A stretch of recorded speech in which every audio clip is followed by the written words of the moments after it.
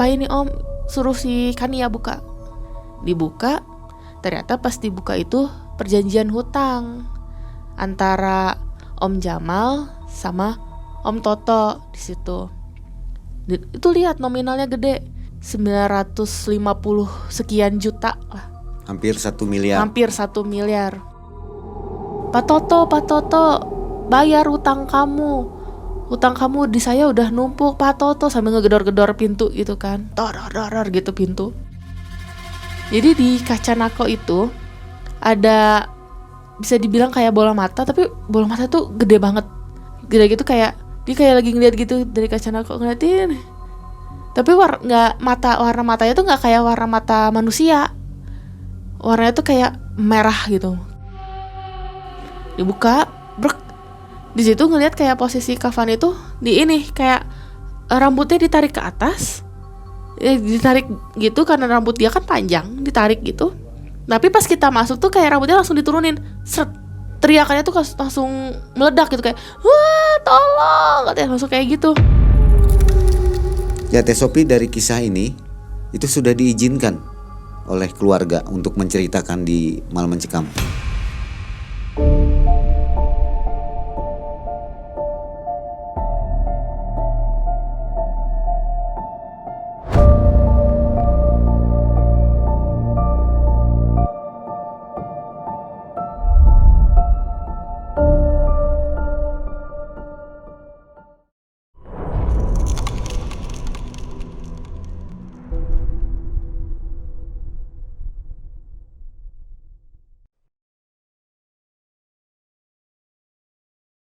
Assalamualaikum warahmatullahi wabarakatuh. Selamat malam sobat Malam Mencekam. Apa kabar Anda hari ini? Senang sekali saya Mang Ei dan tim dapat menjumpai Anda di kesempatan hari ini. Dan sebelum Anda tidur, seperti biasa, nonton dulu Malam Mencekam ya. Dan malam hari ini ada seorang narasumber, kali ini seorang cewek. Namanya Teh Sophie. Teh Sophie akan berkisah tentang kisah nyatanya yang dialami pada tahun 2009. Ketika itu Teh Sophie tinggal dengan omnya, satu rumah dengan rumah omnya, begitulah kira-kira ya. Nah, si omnya ini terlibat hutang yang cukup besar. Omnya ini pergi ke sebuah tempat di daerah Jawa ya katanya. Ingin melakukan ritual supaya tidak ditagih utang gitu mungkin ya Teh ya. Iya betul. Nah, bagaimana kisahnya? Nanti kita akan ngobrol dengan Teh Sophie. Teh Sophie, apa kabar? Alhamdulillah baik Mang Ei. Sehat ya? Sehat. Makasih nih sudah ke studio MM untuk berbagi kisah. Aman nih diceritain, aman? Aman. Aman ya? Iya. Nah, sebelum bercerita, Teh Sophie harus dapatkan kaos dulu dari Malam Mencekam. Nah, ini t-shirtnya. Cukup nggak ya? Cukup ya? Cukup dong. Ini ukurannya L kan? Nanti dipakai ya Teh ya? Pakai dong pasti. Jangan dipakai tidur. Ingat nih. Dipakai jalan-jalan pasti. Jalan-jalan. Soalnya bermuatan energi negatif kalau dipakai tidur. Oke. Makasih Malam Mencekam. Iya. Nah, Teh Sophie, itu perasaannya gimana pada waktu mengetahui si omnya itu melakukan ritual kayak apa perasaannya? Perasaannya yang jelas sedih ya. Sedih, terus kayak kenapa sih bisa sampai kayak gitu? Kenapa nggak coba cerita sama keluarga yang lain biar bisa dibantu? Nggak usah lah sampai kayak jatuh ke yang gelap-gelap kayak gitu. Iya, ke lembah apa namanya? Ke lembah kehancuran gitu ya. Itu sudah punya anak, istri? Anaknya yang seumuran aku 1, terus abangnya 1, abangnya 2, kakak ceweknya 1. Kasian jadi ya. 4 ya, ninggalin 4 orang anak. Baik, nah Sobat MM, semoga semua dalam keadaan sehat walafiat. Kita dengarkan kisah dari Teh Sophie. Silakan Teh.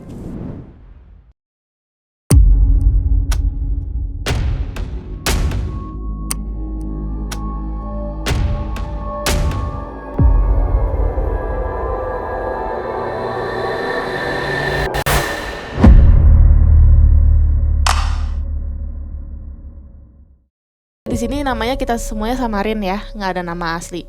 Ya. Cuman aku juga udah bilang mau nyeritain nih kisah kamu buat jadi pelajaran ke orang lain, boleh nggak? Boleh, silakan ceritain aja. Udah izin dulu sebelumnya. Jadi itu tahun 2009. Saat itu aku masih tinggal sama saudara aku di satu daerah di Bandung. Nah, di tahun 2009 itu uh, keluarganya om aku, sebut aja Om Toto sama Bidina, itu punya usaha elektronik yang saat itu bisa dibilang cukup rame ya toko elektroniknya. Kan saat itu belum banyak barang-barang yang BM yang gampang-gampang masuk. Nah, saat itu pionirnya di Bandung itu keluarga mereka.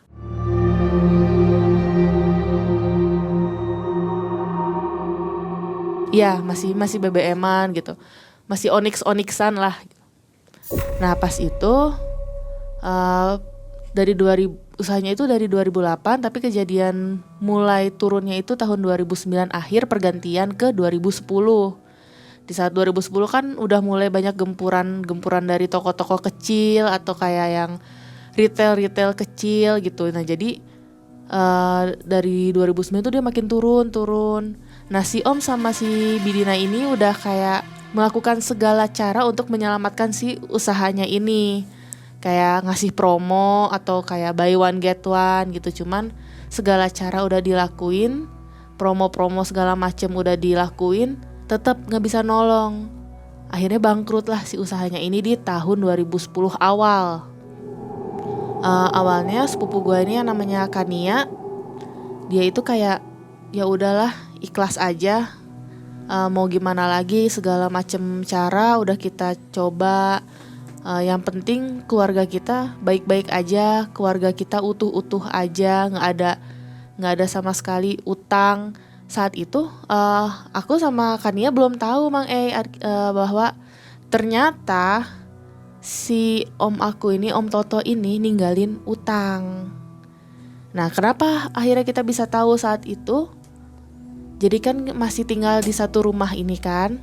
Nah, di satu rumah ini pas Bidina sama Om Toto ini keluar, ada orang yang ngetuk-ngetuk.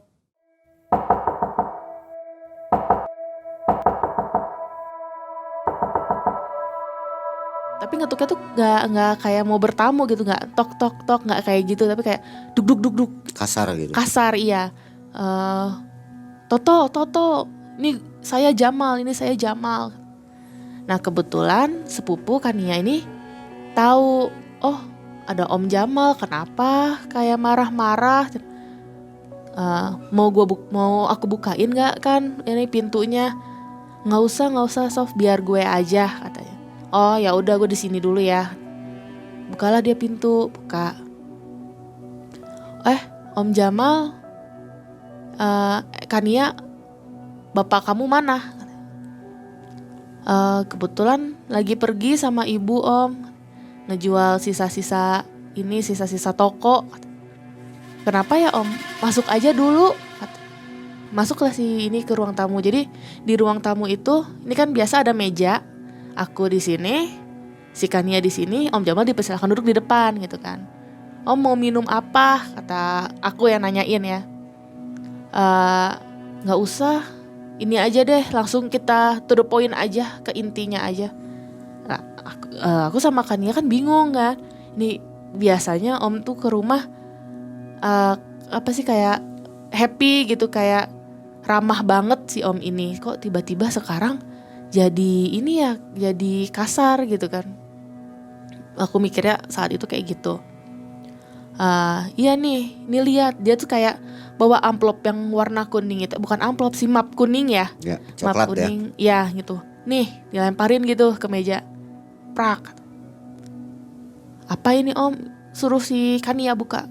Senggol-senggolan, lu buka kata. Ih, nggak mau, takut. Udah buka aja nggak apa-apa. Ini mah biar sekalian aja keluarga kamu tahu. Dibuka, ternyata pas dibuka itu perjanjian hutang antara Om Jamal sama Om Toto di situ. Itu lihat nominalnya gede. Nominalnya jadi kalau nggak salah waktu itu tuh 950 sekian juta lah. Hampir 1 miliar. Hampir 1 miliar. Kata si Om Jamal, ini adalah utang, uang yang bapak kamu pinjam, bapak sama ibu kamu pinjam ke saya. Uang buat apa Om? Untuk menyelamatkan bisnis kamu, kata Om Jamal tuh. Nah sekarang saya mau nagih, karena ini udah bapak kamu dihubungi, katanya nanti lagi diusahakan, nanti terus. Sedangkan saya juga butuh, katanya.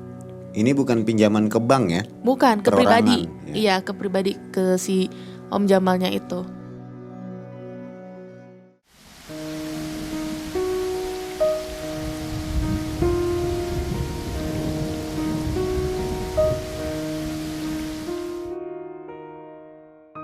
Gimana ya Om? Saya juga nggak tahu. Nanti coba saya kasih tahu bapak dulu, katanya. Terus kata si Om Jamal, gini deh, saya minta kontak bapak kamu yang nyala, yang bisa saya hubungi. Karena dari kemarin saya nelpon juga di reject terus. Kalau nggak di reject, sekalinya diangkat dia cuma bilang sedang diusahakan. Saya capek kalau kayak gini, sampai tadinya perjanjian antara saya sama bapak kamu, saya nggak akan ngasih tahu keluarganya, karena dia sama ibu kamu minta tolong ke saya jangan sampai keluarganya tahu. Tapi kan kalau misalkan udah susah dihubungi, saya mau kemana lagi selain ke rumahnya, sambil yang tetap marah-marah gitu kan. Ya Om, nanti saya minta bapak buat kontak Om. Ya udah, pokoknya saya titip pesan itu aja, kamu jangan lupa nyampein ke bapak ya. Ya Om, kata. Akhirnya nggak lama si Om Jamalnya pergi pulang. Di situ si Kania kan kayak, ya namanya orang tua bilang nggak punya utang, tiba-tiba dikasih lihat utang gitu kan, dia sampai yang gemeteran gitu kan, shock gitu kan. Di situ aku cuman kayak, udah kan sabar dulu, sabar. Mungkin bapak ibu nggak mau cerita tuh nggak mau bikin kamu khawatir, nggak mau bikin abang sama mbak khawatir. Kata, iya tapi kan ini tuh bikin aku kaget banget, karena aku ngerasanya keluarga aku tuh fine aja, kita semua tuh kayak udah bisa ngeikhlasin lah usaha kita tutup, udah tenang walaupun tutup tapi nggak ada utang. Aku sebagai sepupunya cuman kayak, ya udah sabar dulu, sabar, tunggu orang tua pulang, nanti kasih tahu baik-baik, ngobrol baik-baik, tenang, ada aku nemenin kamu di samping. Tok assalamualaikum, dibukain lah sama Kak Fani, kakak ketiganya. Kan mereka berempat bersaudara, Henry, Heru, Fani, si Kania. Nah, waalaikumsalam Pak. Kenapa Fani kok mukanya kayak gitu? Enggak apa-apa, udah masuk aja yuk, katanya. Masuklah ibu sama bapaknya. Nah, itu kan kalau masuk rumah itu ruang tamu, sekat, terus ruang TV ya. Ruang TV. Nah, di ruang TV itu udah ngumpul, ada semua anak-anaknya, termasuk ada aku di situ. Terus yang pertama ngobrol itu Bang Heru. Pak, tadi pas Kania sama Sofi lagi di rumah, ada yang bertamu. Terus dia ngasihin ini Pak, sambil nyerahin amplop yang tadi. Bapak sama ibunya kaget, kayak ini kan ini. Jadi udah pada tahu lah kalau itu tuh adalah surat perjanjian hutang. Ini siapa yang kesini? Sekania langsung nggak bisa nahan amarahnya. Om Jamal Pak, kenapa sih Bapak tuh nggak ngomong ke kita kalau ternyata Bapak itu punya utang? Kenapa nggak terbuka sama kita sih Pak? Jadi gini, kata Om Toto mulai ngejelasin. Bapak itu nggak mau bikin kalian kepikiran. Bangkrutnya usaha kita itu kan udah cukup membuat kalian tertekan, karena itu kan satu-satunya sumber pemasukan kita. Walaupun Bang Heru sama Bang Hendri udah kerja, tapi kan toko itu yang bikin kalian sampai saat ini bisa hidup gitu. Kan ya, Ya lagi-lagi Kania nggak bisa nahan emosi, kayak ya tapi kan nggak gitu pak, sambil dia kayak ngegebrak meja kecil di depannya. Kan kalau udah kayak gini kan siapa juga yang kepikiran? Kan kita lagi tetap aja kita kepikiran. Kenapa nggak dari awal bapak bilang ke kita? Ya bapak juga maaf banget ke kalian, bapak nggak cerita. Bapak tuh pengennya ini tuh ibu sama bapak yang selesain, kalian nggak perlu tahu. Ternyata semua di luar dugaan bapak. Semua barang, sisa barang yang tadi bapak jual itu nilainya nggak sampai ada 100 juta. Saat itu tuh yang nanya kalau nggak salah Kak Fani. Si Kak Fani tuh ngomong, jadi sekarang bapak sama ibu rencananya apa? Mau kayak gimana ngelunasin hutang-hutang ini? Bapak ini sama ibu baru pulang dari tempat Om Beno. Om Beno tuh rekan kerjanya si bapak. Jadi kayak penyandang dananya toko bapak gitu. Bapak dapat kerjaan di daerah Jawa. Om Beno ngajak bapak nih buat kerja di sana. Kemungkinan bapak berangkat paling cepat besok pagi atau paling lambat lusa.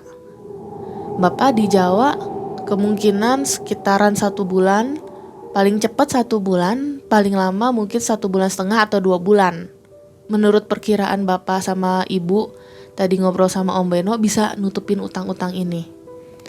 Cuman satu pesan bapak, selama bapak pergi ke Jawa, tolong kalau ada yang nagih hutang jangan dibukain pintunya. Pura-pura aja di rumah nggak ada orang. Pokoknya mau mereka semarah apa, ngegedor-gedornya pintu kayak gimana, jangan dibuka. Cuman itu pesan bapak. Akhirnya semua setuju buat nurutin permintaan bapak. Di situ sebenarnya aku ada rasa nggak enak ya Mai. Soalnya kayak ini kan bukan sebenarnya gue tuh cuman sepupu gitu, cuman mau nggak terlibat salah, mau terlibat juga makin salah gitu. Jadi kayak ini kan bukan keluarga inti gue gitu. Gue di sini cuma numpang gara-gara kuliah gitu kan. Cuman karena ada kejadian ini ya mau nggak mau kan kayak jadi terlibat gitu kan. Ya kita semua akhirnya setelah pembicaraan itu masuk kamar lah ya. Jadi kalau Bang Heru karena udah berkeluarga akhirnya dia pulang ke rumahnya. Cuman rumahnya juga nggak terlalu jauh lah, kayak cuman beda 2 gang gitu kan. Nah di kamar itu aku sama Kania ngobrol, kan gue nggak enak nih. Aku nggak enak nih. Aku kan bukan keluarga inti kamu ya, aku cuman sepupu doang. Aku takut terlibat terlalu dalam. Terus kata Kania, ya mau gimana lagi? Tadi pas ditagih kamu ada, lagi nemenin aku di sini. Ya udahlah, kita jalanin dulu aja. Kita lihat kerjaannya bapak sama ibu itu apa, lancar enggak. Akhirnya tidurlah kita. Besok paginya sekitaran jam 5, jam 6 deh. Itu tuh udah rame di rumah. Di luar kamar tuh udah kayak ada orang yang nyiapin barang gitu. Keluarlah kita dari kamar. Situ ternyata si Kak Fani udah bangun. Bapak pergi dulu ya. Bapak titip pesen, Fani, Kania, Sof, ingat yang kata bapak tadi, kalau ada yang nagih hutang, jangan dibuka. Anggap aja di rumah nggak ada orang. Di situ aku nanya, ini yang pergi Om Toto aja atau sama Bidina, kata aku teh. Om doang, itu udah dijemput sama Om Beno. Ya udah, Bapak pamit dulu. Jangan lupa pesan Bapak. Iya Pak. Akhirnya ya kita salam gitu kan. Terus diantarlah si Om Toto keluar sama Bidina. Keluar. Setelah Bapak pergi, itu tuh kita tetap aja ngelakuin kegiatan sehari-hari seperti biasa gitu ya. Anehnya selama bapak pergi nih nggak ada sama sekali kabar dari bapak gitu, apa bapak sampai atau bapak ke daerah mana, nggak ada kabar tuh. Pertama nanya itu 2 mingguan. Selama 2 minggu sebelumnya tuh kayak kalau kata bidinanya mah ngabarin lewat bidinanya gitu. Jadi kayak ngabarin bapak di sini, bapak udah sampai, tapi nggak bilang sampainya tuh sampai kemana gitu kata bidina teh. Jadi kayak cuman bapak udah sampai, ini lagi ada kerjaan, bapak udah makan, bapak udah ini, tapi nggak nanyain gimana anak-anak, gimana kegiatan di sana, nggak ada nanyain kayak gitu. Nah, besoknya berarti masuk minggu ketiga kepergian bapak, mulai ada yang datang lagi. Yang pertama kan udah pasti si Om Jamal yang pertama itu kan yang 900 sekian itu datang lagi. Sama ngegedor-gedor marah gitu kan. Di situ ada ibu, ada aku sama ada Kania. Tapi kita kayak matiin lampu terus ngumpet gitu di belakang supaya dikiranya rumah tuh nggak ada orang gitu. Iya, sendal yang harusnya kan biasanya kalau di rumah tuh sendal kayak ya udah di luar gitu kan. Ini mah enggak. Jadi kalau di rumah itu kan ada pagar yang kecil yang untuk orang jalan sama pagar buat mobil masuk kan. Nah, yang buat mobil itu digembok. Gemboknya bukan gembok yang dicantelin gitu doang, tapi dirantai gitu. Jadi seolah-olah emang benar-benar nggak ada orang. Terus kayak apa namanya tuh gorden itu juga ditutup aja, pagi siang malam itu semua ditutup gitu. Ditutup terus nggak boleh ada sendal. Terus daun-daun yang sampah-sampah itu nggak boleh disapu. Jadi kita juga kalau mau pergi misalkan kayak aku kuliah, Kania kuliah, Kavani kerja segala macam dari pintu belakang. Iya, jadi susu lumputan gitu. Nah, bapak juga minta tolong jadi sebelum pergi juga, setelah bapak pergi, ibu minta tolong ke tetangga-tetangga jangan bilang kalau di rumah ada orang. Terus ada satu orang lagi nggak kenal, kayaknya itu orang lain nagih juga. Pak Toto, bayar utang kamu di saya udah numpuk Pak Toto, sambil ngegedor-gedor pintu gitu kan. Iya, teriak-teriak Pak Toto, bayar utang kamu, sambil kayak ngegedor gitu pintu. Nah, itu 2. Yang ketiga, Om Budi. Si Om Budi itu juga temen rekanan bisnisnya si Om Toto. Nagih juga. Pak Toto buka, Budina buka. Saya mau nagih hutang kalian. Saya tahu di dalam rumah ada orang, buka, sambil digedor-gedor. Yang keempat, aku lagi gak ada di rumah. Cuman pas aku pulang dari kampus, Kania cerita tadi ada lagi yang nagih dong, orangnya beda lagi. Aku gak tahu itu siapa, gak kenal, bukan rekanan bapak. Kayak sebelum Om Budi datang ada kan satu orang lagi, nah itu beda lagi, tapi bukan orang itu, orangnya beda lagi, nagih juga. Nah 3 minggu bapak pergi berarti 4 orang yang nagih. Jadi selama banyak orang yang nagih nih, aku ngerasa kayak, aduh gue kayaknya nggak nyaman ya di sini gitu. Kayak ada dilema nih antara mau tetap nemenin si Kania ini di sini atau udahlah gue mutusin kos aja gitu, minta ke orang tua buat ngekos. Saat itu orang tua aku juga belum tahu kalau ada masalah ini gitu. Akhirnya aku sempat ngobrol kan sama si Kania, kan aku udah nggak nyaman nih di sini, apa aku izin ngekos aja ya. Terus si Kania kayak langsung ngeliat gitu kayak, kamu mau ninggalin aku? Jadi pas aku lagi susah segini kamu mau ninggalin aku? Kok kamu tega sih ninggalin aku, keluarga aku lagi kayak gini ditinggalin? Di situ kayak muncul perasaan nggak enak banget, kayak ada rasa bersalahnya juga sih, kayak ya juga sih, masa pas masa berjayanya aku di sini terus Tapi pas mereka jatuh, masa iya aku harus pergi gitu. Ya udahlah gitu. Akhirnya mau nggak mau tetap aja lah, udah deh, gue tetap nemenin kamu di sini ya. Nah,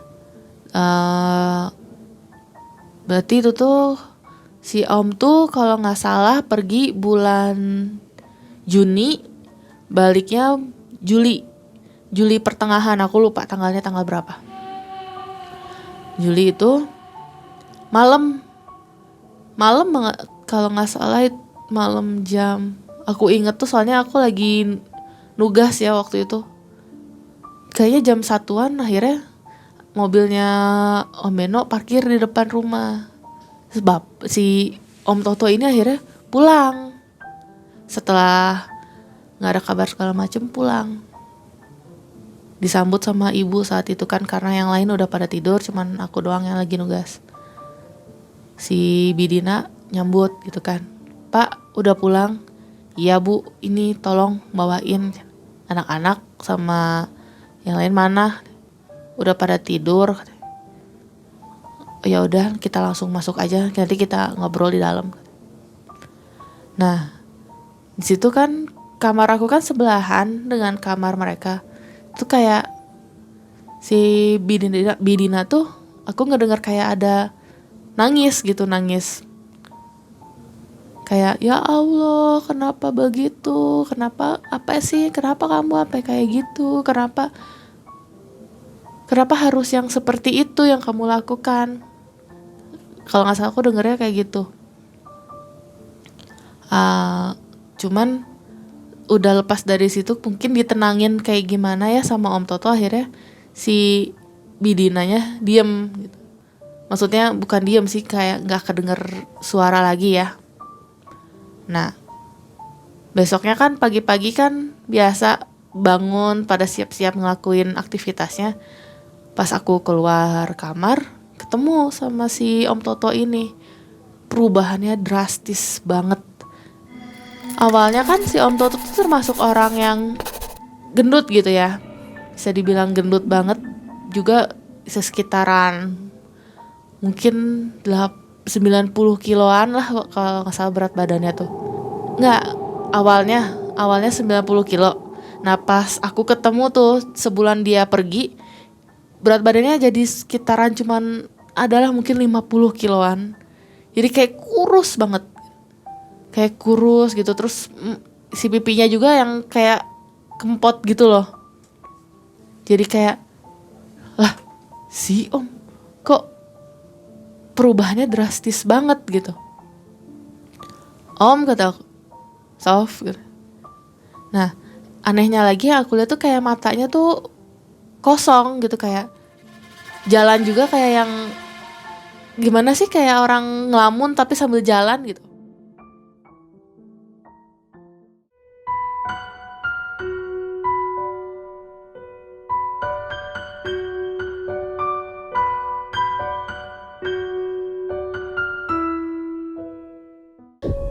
Jalannya kayak orang linglung gitu ya. Nah si Kania juga nenggol aku, kenapa aneh ya, tiba-tiba bisa kurus banget kayak gitu, padahal dulu mau nurunin berat badan aja susah. Nah setelah bapak pulang tuh di malam, pokoknya itu tuh Jumat malam mulai ada yang hawanya tuh kayak nggak enak gitu di rumah, tuh bikin nggak asik lah di rumah. Malamnya gue sama Kania sama-sama lagi ngerjain tugas. Itu sekitaran jam 12-an lah. Laper dong. Kan gue lapar. Aku lapar nih, kita ke dapur yuk bikin Indomie. Ayo deh, aku juga rada lapar. Berdua lah kita ke dapur kan. Jadi kalau ini tuh ruang TV, di sini kamar 3 berjejer. Sini ada lorong, ruang makan, ngeleter gitu, baru dapur. Dapur di sini WC kan. Dapur itu ada kaca kecil gitu, kayak kaca nako gitu ya. Nah kompornya di depan si kaca itu. dimasak. Terus pas di sini kan rak piring ya, rak piring agak jauh dari kompor, aku ngambil ini, tek, diem, nge-freeze, benar-benar nge-freeze, nyenggol, kan, dia tuh lagi nuangin bumbu, oi, apaan? Dia udah ngambil piring duluan kan, ini, itu di depan itu apaan? Apaan sih, apaan? Si Kania ngeliat, dia langsung nyenggol juga, itu apaan, ya kan aku nanya itu apa. Jadi di kaca nako itu ada, bisa dibilang kayak bola mata, tapi bola mata tuh gede banget, gedenya tuh gede banget. Jadi kayak apa sih yang buat tatakan gelas tuh, pisin ya, piring pisin itu segede gitu, kayak dia kayak lagi ngeliat gitu dari kaca nako, ngeliatin. Tapi warna matanya tuh nggak kayak warna mata manusia. Warnanya tuh kayak merah gitu, merah banget. Terus di sekeliling mata itu ada bulu-bulu yang rawik gitu, bulu-bulu gimbal warna hitam. Ngeliatin gini.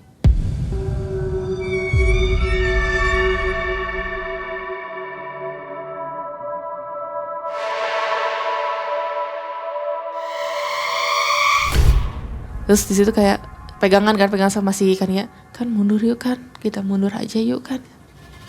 Iya yuk mundur, kita mundur pelan-pelan, kita mundur, si makhluknya ikut mundur, ikut ngejauhin si kaca nako itu. Dia mundur, aku mundur 1 langkah, dia ikutan mundur 1 langkah, kan dia ikut mundur kan. Ya gimana, terus gimana, mau diem aja?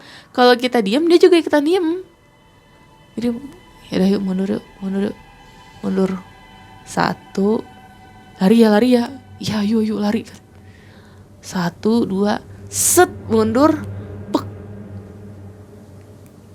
Kita sama-sama kayak ngerasa, ini kita nabrak apa? Kok kayak gimana sih, kayak kita kalau nabrak karpet berbulu tuh, Mang kayak ngek gitu, kayak ngek. Aduh, ini nabrak apa? Ngerasa bulu, kayak kalau zaman sekarang mah karpet bulu. Nah itu kan kayak kalau di kaki kan ser gitu kan, kerasa. Nah itu aku juga ngerasain kayak, kan ini kita nabrak bulu atau apa. Di situ nggak, sebelum buka mata tuh kayak ngobrol dulu, ini bulu apa gitu. Kita buka mata 1, 2, tek, nggak ada apa-apa. Di situ udah matiin kompor, hibrid. Pas matiin kompor, makhluknya udah nggak ada. Itu tuh malam pertama setelah, jadi bapak pulang malam, besok malamnya itu kejadian. Nah, masuklah kita ke kamar, kunci langsung, udahlah tidur aja. Bekas tugas juga masih belum diberesin, kita mutusin maksain tidur. Nah, besok paginya ngobrol, Kak Fani tahu nggak tadi malam? Bentar, kata Kak Fani, tadi malam ada yang berbulu ya? Loh, kok Kak Fani tahu? Aku juga diliatin, tapi aku diliatinnya sebelum aku tidur, makanya aku bilang ke kalian, aku tidur duluan ya. Oh, emang Kak Fani ceritanya gimana? Jadi pas aku ke WC itu kebetulan Kak Fani lagi haid. Itu Kak Fani mau ganti pembalut kayaknya.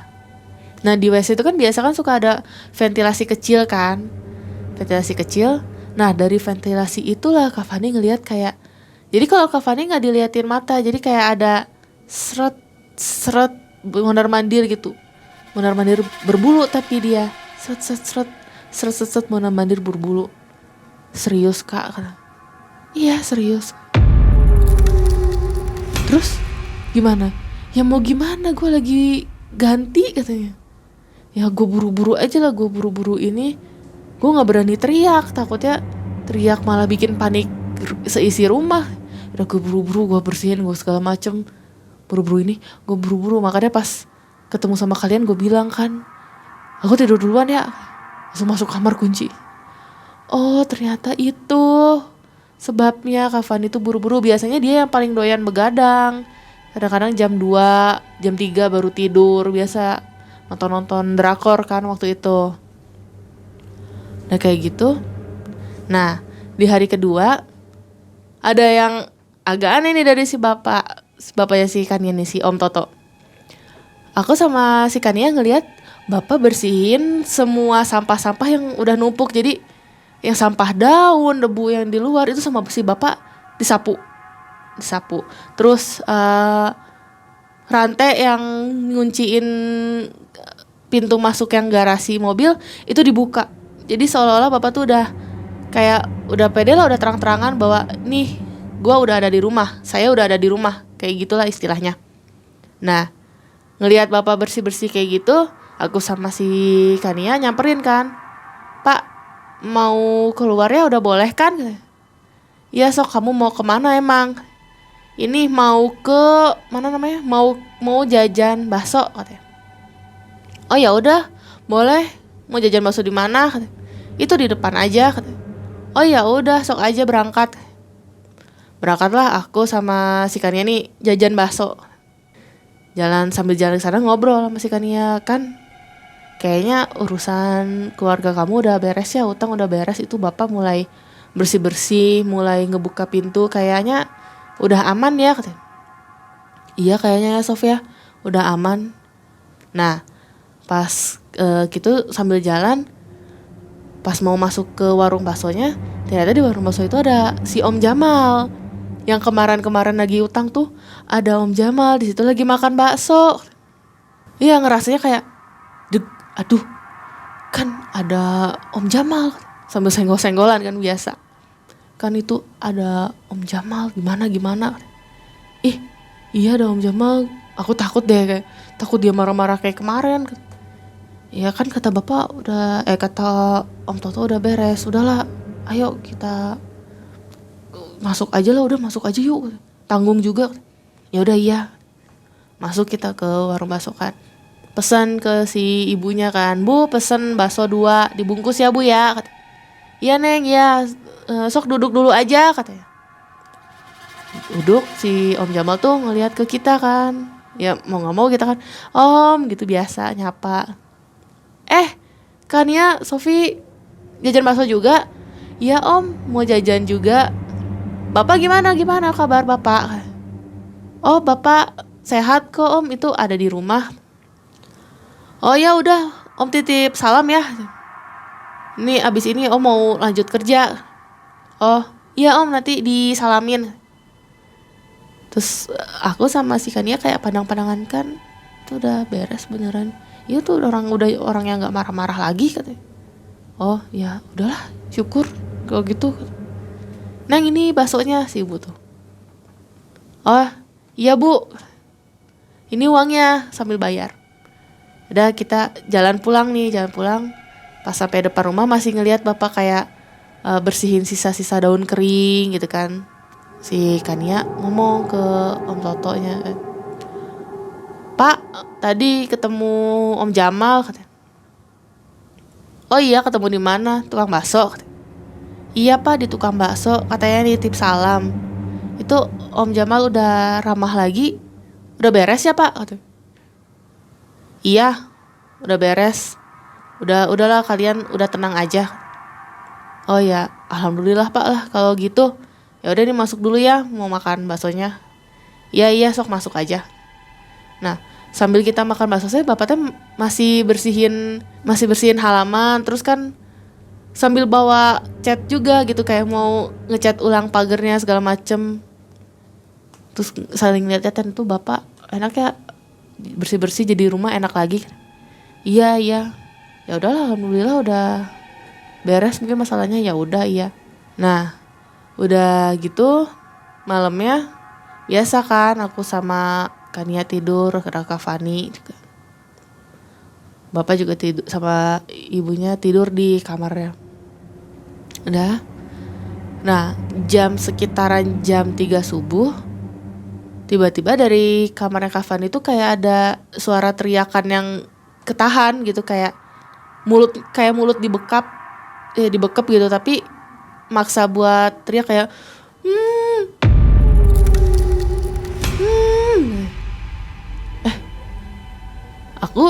aku mah kan orangnya termasuk yang kalau ada suara sedikit kebangun gitu kan, sensi banget aku orangnya.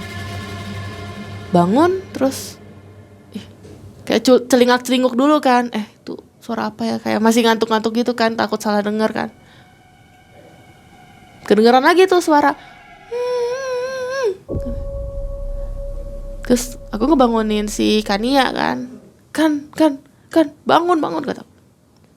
Hah? Apa? Dia kan lagi tidur, dibangun tiba-tiba otomatis kaget kan. Hah? Apaan? Itu dari kamar Kak Fani kedengeran teriakan. Kayak suara teriakan. Apaan sih? Enggak, gue gak denger. Baru bilang gak dengar, tiba-tiba teriakannya kayak makin keras.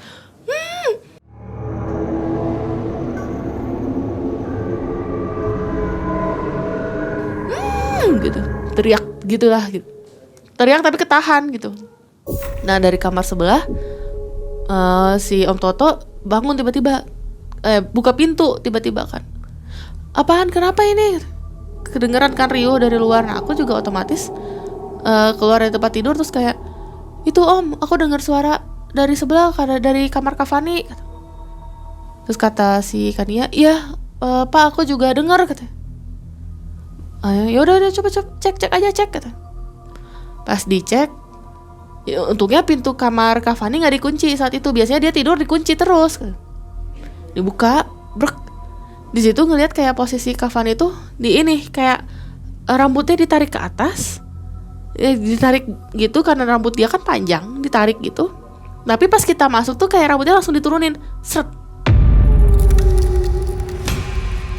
Kayak ya dilepasin, kayak ada yang lepasin.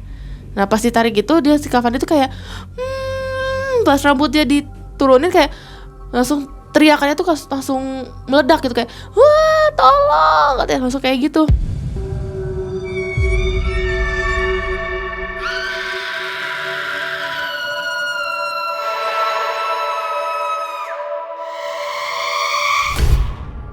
Udah kayak gitu tiba-tiba ya kita yang ngeliat kaget lah otomatis. Kak Fani, kenapa Kak Fani? Dia langsung kayak merangkak gitu kan dari kasur. Gak tahu ini, tolongin. Dia langsung kayak meluk si Kania kan. Gak mau tolongin, itu apaan? Astagfirullah, itu apaan? Gak tahu itu apaan. Panik kan dia, si bapak itu kayak yang bengong gitu, kayak pandangannya si Om Toto tuh kayak tertuju ke suatu titik, kayak ngelihat sesuatu gitu, padahal di situ tuh kosong, nggak ada apa-apa. Kata Om Toto, udah bawa Fani ke kamar kamu, masuk aja. Sekarang tidur dulu tuh, ibu bawain minum katanya. Akhirnya aku, Kania sama Fani di kamar kan. Itu apaan Kak Fani, kenapa, itu apaan? Kata si Kania. Nggak tahu, aku lagi tidur, tiba-tiba rambut aku kayak langsung ditarik ke atas, aku nggak tahu apaan. Terus pas aku buka mata, aku nggak bisa teriak, kayak mulut aku tuh kayak ditutupin sesuatu, tapi nggak ada apa-apa. Aku lihat ke arah rambut aku juga, cuman kayak melayang gitu aja. Terus udah ibunya datang bawa minum kan. Udah kalian tidur di sini dulu aja bertiga. Itu nanti dilihatin dulu ada apa sama bapak, mungkin ada binatang atau apa. Cuma logikanya binatang apa yang narik rambut kan gitu, dan nggak ada wujudnya, nggak ada. Mungkin kalau binatang nggak kelihatan atau keburu lari, ada tapaknya dong di tembok gitu. Ini nggak ada sama sekali kan. Ya mungkin cara ibunya nenangin aja kali ya, cara Bidina nenangin kayak, ya udah binatang, udah kamu cuman nggak lihat doang pas dia lari. Udah tidur aja di sini. Akhirnya di malam itu kita tidur bertiga di situ empet-empetan. Udahlah di situ sampai malam berikutnya Kak Fani tidur lah sama kita bertiga. Nah di siangnya juga dia kayak nggak berani gitu masuk ke kamar gitu, kayak gue mau ngambil ini temenin, aku mau ngambil ini temenin, liatin ya di situ ya, aku mau ngambil baju ya, liatin ya. Nah di hari keempat juga akhirnya kita di malam keempat kita tidur bertiga di kamar itu. Jadi posisi tempat tidurnya di sini pintu, sini di pojok sana deket tembok si Kania, di sini Kak Fani, di sini aku deket pintu. Nah akhirnya pas tidur itu ada suara, gimana sih kalau suara orang pakai sendal bolak-balik itu kan kedengeran banget kan, ceplak ceplak ceplak ceplak ceplak gitu kan, ada suara sendal karet gitu kan, ada suaranya kan, ceplak ceplak ceplak ceplak. Bangunlah aku kayak siapa sih bolak-balik gitu kan, ngelihat. Kebetulan kan kalau di ruang tengah lampu tuh kan jarang banget dimatiin, jadi kalau dari bawah pintu tuh suka kelihatan ada bayangannya. Kalau ada yang bolak-balik itu ada bayangannya kan. Nah, penasaran lah aku tuh, niatnya sekalian mau ke WC ya, karena kalau kebangun suka tiba-tiba kebelet gitu kan. Tapi nggak tahu feeling gitu kan, ada feeling yang pastiin dulu deh gitu kan. Aku buka sedikit pintu kamar kan. Awalnya si suara dari sebelah sini, ceplak ceplak ceplak ceplak ceplak. Dari sebelah kanan suaranya udah ke kiri, tapi wujudnya tuh atau sosoknya tuh belum ada gitu. Apa kelewatan ya? Pastiin lagi deh. Pas aku pastiin lagi, dari sebelah sini ceplak ceplak ceplak ceplak ceplak. Logikanya kalau itu manusia pasti langsung kelihatan dong wujudnya, ngek gitu bolak-balik kan. Ini sama sekali nggak ada. Terus kayak langsung aku yang lagi mastiin gitu kayak langsung, bukan manusia nih kayaknya. Tutuplah sama pintu kamar itu sama aku kan. Tapi si suara masih ada, bolak-baliknya masih ada, cek cek cek cek cek, masih ada itu suara bolak-balik. Pas ngelihat dari kolong pintu, aku sengaja miringin kepala gitu biar kelihatan set gini. Bayangannya tuh masih ada. Cuman kalau aku buka pintunya tuh wujudnya udah nggak ada. Di situ udah mutusin, udahlah bukan manusia, udah balik tidur aja. Akhirnya aku maksain buat tidur lagi sambil nutup selimut. Udahlah bodo amat, tidur aja lagi. Tidur aja aku di situ. Kalau siangnya sih rata-rata nggak ada yang aneh ya. Kalau di siang hari ya mungkin karena terang juga jadinya nggak ada yang aneh-aneh banget gitu. Nah di hari kelima kebiasaan aku sama Kania itu kan kalau misalkan lagi belajar itu atau ngerjain tugas segala macam itu di ruang tamu. Karena ruangan itu satu yang paling terang dan dua itu ada pintu yang langsung ke halaman. Jadi kalau dibuka itu ada angin seger gitu kan. Nah, jadi saat itu cuaca lagi gerimis. Dibukalah sama aku pintu tuh. Jadi aku sama si Kania belajar. Posisinya aku di sini, meja, terus si Kania di situ kan. Kita lagi belajar segala macam. Udara tuh sejuk banget itu sekitaran jam 1 jam 2 deh kalau nggak salah. Belajar di situ. Terus dari pintu kecil yang emang untuk orang masuk doang, itu ada bapak Om Toto pulang. Terus aku bilang ke si Kania kan bapak pulang tuh. Ya udah biarin katanya. Pulang sambil bawa payung gitu kan. Payung. Ditutup payung, dia taruh payungnya. Baru satu langkah bapak si Om Toto masuk, truk, itu hawanya langsung berubah total. Itu kayak dingin sih, tetap dingin, tapi dinginnya tuh yang kayak langsung nusuk ke tulang gitu, ngerti gak sih? Kayak dingin banget, dinginnya tuh yang bikin merinding banget gitu. Kayak aduh, kok tiba-tiba gini? Apa hujannya makin gede? Aku lihat ke samping, hujannya masih sama-sama aja, masih gerimis-gerimis aja, nggak ada perubahan. Tapi ada satu hal yang bikin aku kayak aneh juga gitu. Pas aku mau lihat ke arah si Om Toto tuh kayak, aduh kok gue takut ya, mau nyapa takut. Jadi cuman bisa nunduk gini aja sambil lihat-lihatan sama si Kania. Kan tuh bapak. Terus si Kania tuh cuma nyapa, Pak udah pulang. Bapaknya cuma nyautin, Itu biasanya kan, iya bapak udah pulang gini-gini cerita gitu kan. Cuman ini saat itu cuman kayak, aduh. Terus pas aku beraniin diri, karena posisi lagi nunduk ke meja kan gitu sambil megang pulpen sambil nulis. Pas lihat ke sini tuh si muka bapak tuh kayak yang tegak banget. Terus kayak ngeliatinnya gini, kayak ngelirik ke bawah doang gitu, tapi nggak nengok gitu sih kepalanya, cuman matanya doang yang ngelirik gitu kan. Kayak aduh ini apa lagi, kita kok auranya nggak enak banget. Ya si bapaknya masuk gitu, jalannya juga nggak jalan orang biasa gitu loh. Jadi ininya tuh tetap tegap gitu, kakinya doang yang jalan gitu, tapi ininya tegak gitu. Terus nanya ke si Kania kan itu bapak lu kenapa, bapak kamu kenapa? Nggak tahu, udah biarin aja, aku juga takut ngelihatnya. Ya udahlah, lanjutlah kita nugaskan. Tambah kurus. Di saat itu yang fisik Om Toto saat itu makin hari kelihatannya makin kurus, kayak tinggal tulang dibalut kulit doang gitu. Padahal dulunya tuh Om Toto tuh berisi gitu ya, gendut gitu. Nah, masuklah si bapak si Om Toto tuh masuk.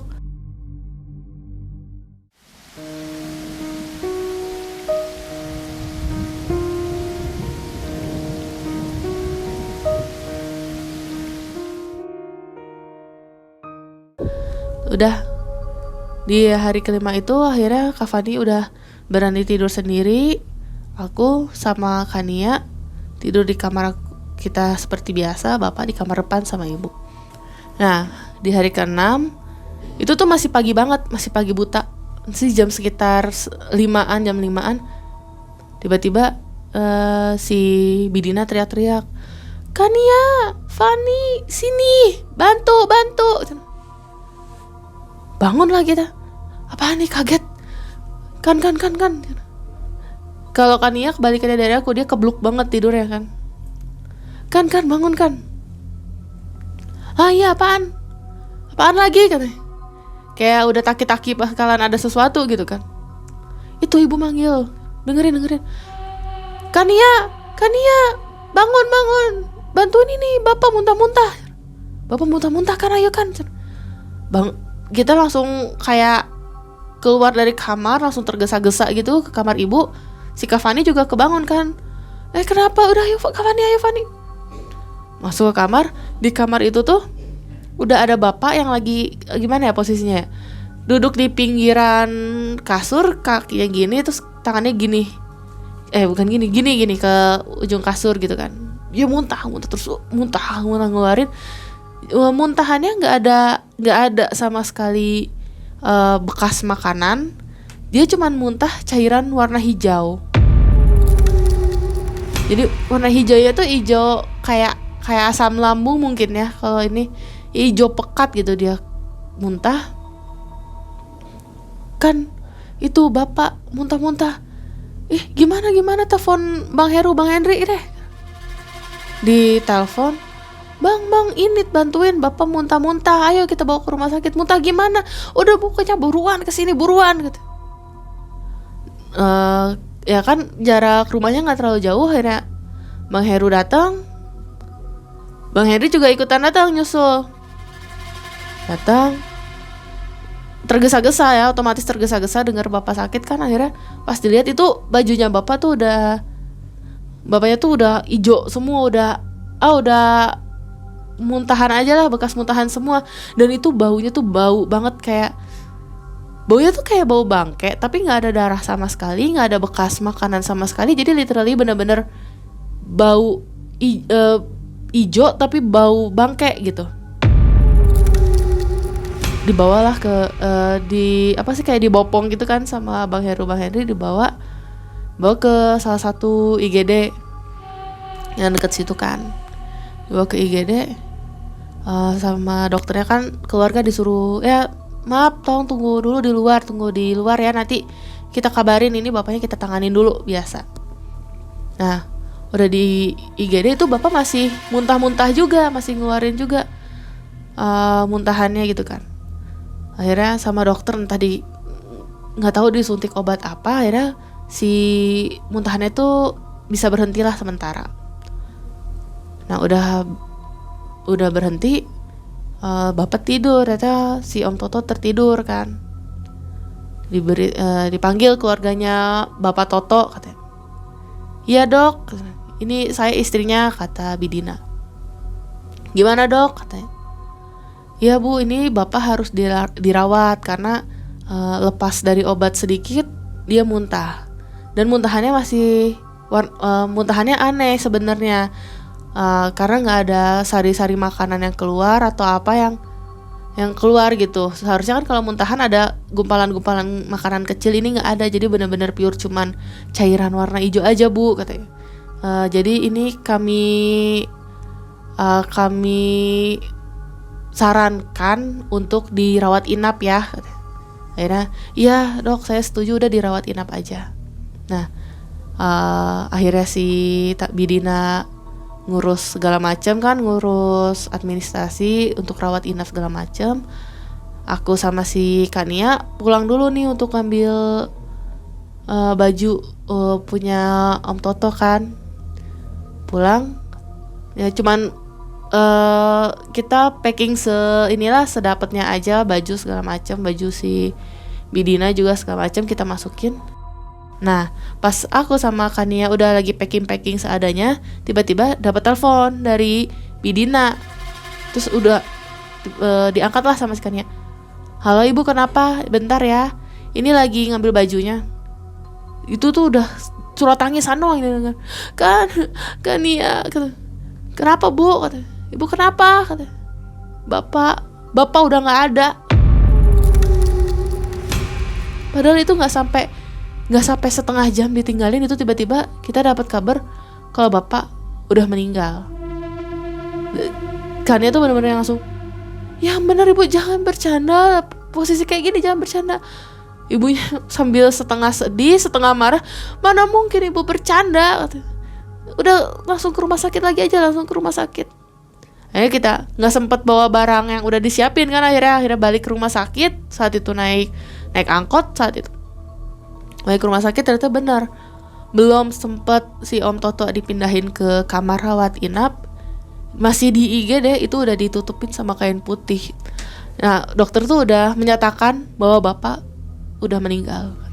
Maaf ya ibu, semuanya keluarganya Bapak Toto tadi udah meninggal, udah nggak ada respon dari semuanya, jadi udah bapak udah meninggal. Udah di situ udah pecah lah tangisan segala macam, udah nggak karuan lagi udah.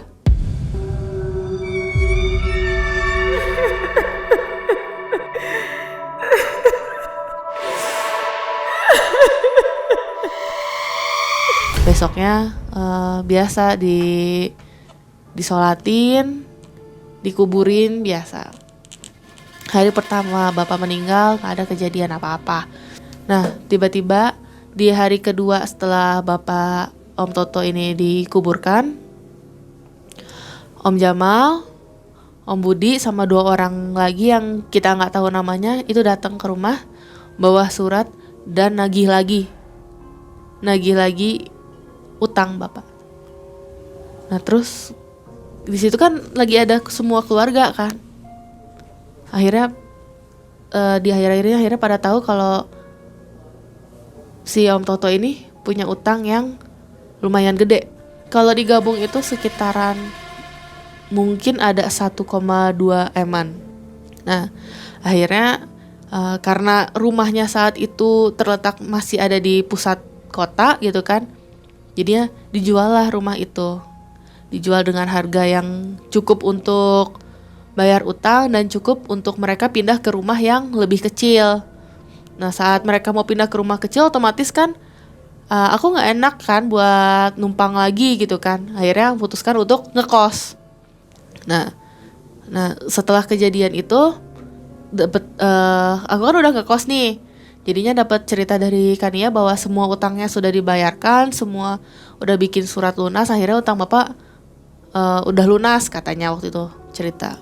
Itu tuh lunas itu pokoknya sekitar 3 bulan setelah bapak meninggal utangnya lunas. Nah udah kayak gitu, akhirnya 6 bulan setelah meninggalnya bapak, si Kania nelpon kalau dia mau ngajak liburan katanya ke pantai, katanya waktu itu bilangnya ke pantai. Emang mau kapan? Ya kan kita bentar lagi libur semester. Udah ikut aja lah liburan, aku sama keluarga aku juga butuh refreshing katanya. Besoknya 2 hari setelahnya kita berangkat nih, naik mobil pakai pemandu wisata juga ke daerah di Pangandaran. Tapi masih Pangandaran coret sebelah sananya dikit lah. Nah, di situ ada kayak wisata gua di daerah Pangandaran. Itu nggak tahu ya sekarang masih rame atau enggak, cuman dulu sempet rame banget. Kita masuk ke situ. Jadi guanya itu kalau di mulut guanya itu dia masih terang, tapi kesana sananya kan agak gelap kan. Nah pas kita masuk ke mulut guanya masih kayak indah banget ya, banyak cahaya-cahaya yang masuk ke dalam gua. Masuklah kita ke salah satu bagian, jadi ada terumbu karang yang agak gede. Nah terus sebelah sananya lagi ada satu spot yang kecahayain sama sinar matahari, jadi kayak lampu sorot gitu loh, yang nge-spot gitu. Pas kita jalan ke sana, si Kania tiba-tiba histeris. Ibu itu ada bapak. Itu bapak, lihat ibu, bapak. Si Bidina kan langsung otomatis ngedeketin si Kania kan. Astagfirullah, bapak itu bapak. Jadi di situ, di dalam gua itu mereka melihat sosok yang menyerupai bapak. Itu dia terkubur, badannya terkubur setengah gini, tangannya tuh kayak dirantai ke atas gitu, melayang gitu, dirantai. Aku di situ kayak ikut, nggak ngelihat jelas, tapi kayak ngelihat sama-sama ada siluet kayak badan orang digituin aja gitu. Cuman nggak ngelihat jelas apakah itu Om Toto atau bukan. Bu itu bapak katakan. Sama pemandu wisatanya nggak bisa ngelihat apa-apa. Nggak ada apa-apa, awas itu jurang, itu takutnya ada jurang. Udah ayo sini. Ditarik lah sama si Bang Heru, Bang Henry juga. Itu bukan bapak, udah itu ilusi. Terus si sosok yang menyerupai bapak itu kayak ngeliat gitu ke mereka. Terus ngegeleng-geleng kayak ngasih kode, Pak, jangan ke sini kayak gitu. Akhirnya dibawalah keluar. Udah kan di situ suasana jadi chaos kan, jadi kacau lah gitu. Akhirnya dibawa oleh pemandu wisatanya keluar, terus kayak si Kania tuh udah nangis kan, udah aku nggak mau, aku mau pulang aja, aku nggak sanggup ngeliat kayak gitu, nggak bisa. Akhirnya dibawa, jadi nggak sampai sehari kita di situ, kita langsung memutuskan untuk pulang aja. Terus sampai di Bandung istirahat dulu, aku nemenin Kania lagi akhirnya kan ke situ nemenin. Nah terus setelah pulang dari Pangandaran itu beberapa hari, tiba-tiba Kak Fani ngomong ke ibu, Bu, ini kenapa sih sebenarnya, ada apa sih yang Bapak lakukan gitu. Aku curiga kayaknya ini ada sangkut pautnya sama si Om Beno. Kan Om Beno yang terakhir pergi sama Bapak, terus kayak sempet lama gak ngasih kabar. Gimana coba kalau kita tanya deh ke Om Beno, sebenarnya ada apa sih sampai kayak gini, katanya. Terus kata Kania, ya Bu, Kania juga setuju, kayaknya kita butuh kejelasan deh dari Om Beno. Ya ibunya mau gak mau udah didesak sama anak-anaknya gitu kan. Ya udahlah, coba ibu telepon ya. Di situ ada aku juga, tapi aku kan nggak punya suara kan ya, dia aku cuman kayak nemenin Kania sama Kak Fani doang, ngelus gitu kan. Akhirnya dicoba telepon lah sama Om Beno 1-2 kali nggak diangkat. Akhirnya ketiga kalinya baru diangkat. Ben, kata ibu tuh, karena kan si ibunya udah akrab kan sama Om Beno ini kan, karena emang teman lama lah katanya. Ben, jelasin ke anak-anak. Kamu yakin mau saya jelasin? Ya udah, ini anak-anak udah kagok lah itu istilahnya, jadi sekalian aja tahu. Nah jadi pada akhirnya Om Beno menjelaskan bahwa selama di Jawa itu Bapak bukan ada proyek, Bapak bukan ada pekerjaan, tapi Bapak itu mempelajari sebuah ajian ilmu bungkam. Yang artinya bahwa kalau dijelasin secara singkat, ajian ilmu bungkam itu membungkam orang-orang supaya bisa lupa akan suatu hal yang si yang mintanya pengen orang itu pengen lupa soal apa. Misalkan kalau kasus Om Toto pengen ngebuat orang-orang lupa sama utangnya dia gitu. Tapi begitu Om Totonya meninggal, ya utangnya keinget lagi. Ya Teh Sophie, dari kisah ini itu sudah diizinkan oleh keluarga untuk menceritakan di Malam Mencekam. Oh udah sih Mang udah aman. Apa katanya? Ya. Boleh diceritakan tuh gimana? Jadi ya buat pelajaran untuk orang lain ya, supaya nggak terjerumus untuk istilahnya kayak ngambil jalan pintas gitu.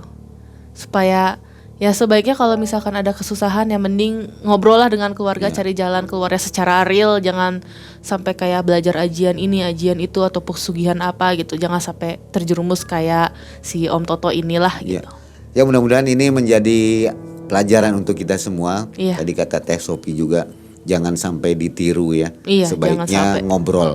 Betul. Punya masalah apa di keluarga itu diutarakan. Iya. Jangan ditelan sendiri gitu ya Teh. Betul, iya. Semoga keluarga Pak Toto, anak istrinya semua dalam lindungan Allah Subhanahu wa taala ya. Amin, Semua iya. bisa tegar gitu menghadapi hal ini. Iya. Terima kasih Amin.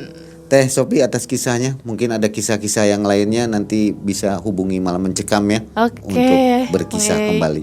Oke. Sobat MM, terima kasih atas perhatiannya. Saya Mang Aidan Tim undur diri. Assalamualaikum warahmatullahi wabarakatuh.